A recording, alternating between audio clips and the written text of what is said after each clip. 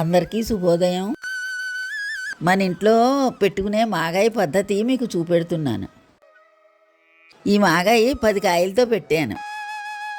మామిడికాయలు శుభ్రంగా కడిగి చెక్కు తీసుకుని పలసగా ముక్కలు తరిగి ఉప్పులో పోసాను.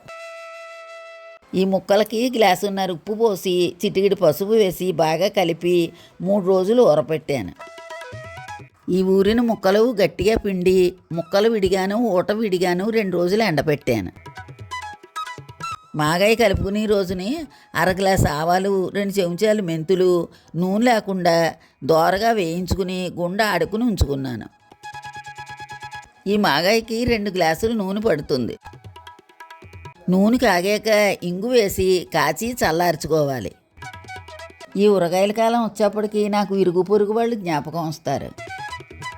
మనం పుట్టింట్లో ఉన్నప్పుడు మన అమ్మ మనకి ఎంత నేర్పినా అమ్మ చేసుకుంటుందిలే అని ఒక ధీమా ఉంటుంది.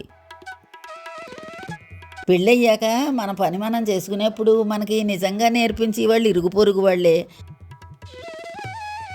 పూర్వం ఎక్కువ మంది పిల్లలు ఉండడం వల్ల ఇరుగు పొరుగు వాళ్ళ సహాయం ఒకళ్ళకొకళ్ళకి ఎక్కువగా ఉండేది.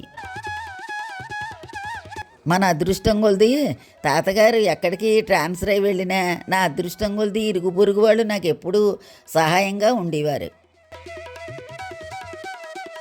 ఇప్పుడు ఈ నూనె గోరువెచ్చగా అయ్యాక 2 గ్లాసులు కారం వేసాను. ఈ కారంతో పాటు ఇందాక మనం ఆడి ఉంచుకున్న గుండలో సగం గుండ వేసి బాగా కలిపాను.